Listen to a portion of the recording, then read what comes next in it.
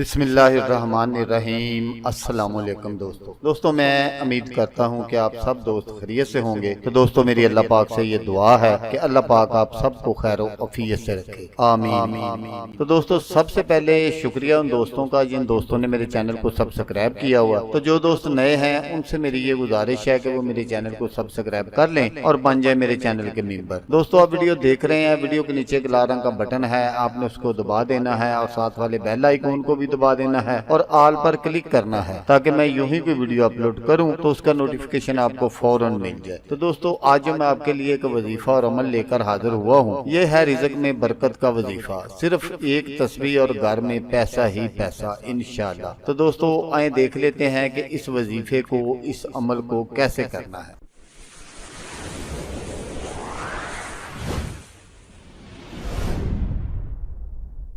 حدیث مبارکہ ہے، بہترین آدمی وہ ہے جو لوگوں کو نفع پہنچائے۔ اس حدیث پاک میں ان لوگوں کو سب سے بہتر کہا گیا ہے جو لوگوں کو نفع پہنچاتے ہیں۔ ہمیں چاہیے کہ ہم پختہ ارادہ کر لیں کہ آئندہ ہم انشاءاللہ ساری زندگی لوگوں کو نفع پہنچائیں گے، پھر یقیناً ہم بہترین لوگوں میں شامل ہو جائیں گے۔ اور ساتھ یہ بھی ذہن میں رکھیں، جس طرح نفع پہنچانے والے بہترین لوگ ہیں، اسی طرح نقصان پہنچانے والے بھی بدترین لوگ ہیں، یعنی لوگوں میں سب سے برے ہیں۔ اللہ محفوظ رکھے۔ اس سے ان لوگوں کو سوچنا چاہیے جو کسی نہ کسی طرح لوگوں کو نقصان پہنچاتے ہیں۔ کوئی کسی کو نقصان پہنچانے والا وظیفہ پڑھتا ہے، کوئی عمل کرتا ہے، کوئی تسبیح پھیرتا ہے، کوئی کسی کے نقصان کی دعا کرتا ہے، کوئی نقصان پہنچانے کے لیے کوئی بہانہ سوچتا ہے۔ اس طرح کرنے سے اگلے کا نقصان ہوگا یا نہ ہوگا، لیکن آپ ضرور گناہگار ہوں گے اپنے رب کو ناراض کر کے، کیونکہ اللہ ایسے لوگوں کو پسند نہیں فرماتا۔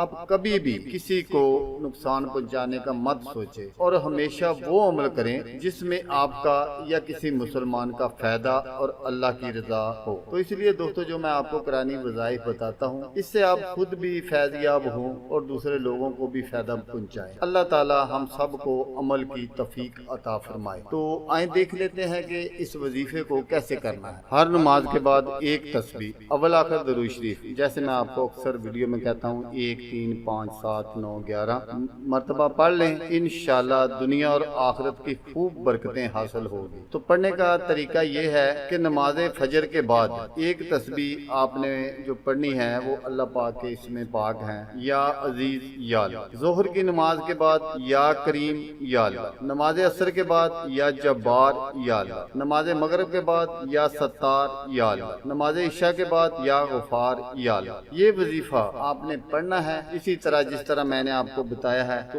انشاءاللہ آپ کے گھر میں رزق کے ایسے ایسے اللہ پاک اسباب پیدا فرمائے گا، وہاں سے آپ کو رزق عطا فرمائے گا جہاں سے آپ کا گمان بھی نہیں ہوگا۔ تو دوستو اگر آپ کو ویڈیو اچھی لگے تو آپ نے اس کو لائک اور شیئر ضرور کرنا ہے۔ ہو سکتا ہے آپ کو ضرورت نہ ہو، کسی اور کو ضرورت ہو تو اس کا بھلا ہو جائے گا اور وہ دعائیں دے گا آپ کو بھی اور مجھے بھی۔ تو دوستو جیسا کہ میں آپ کو ہر ویڈیو میں کہتا ہوں، اس بار بھی کہوں گا کہ آپ نے اس ویڈیو کو دیکھا، اس کے لیے آپ کا شکریہ۔ دعاؤں میں یاد رکھیے گا۔ اللہ حافظ، اللہ حامی ناصر۔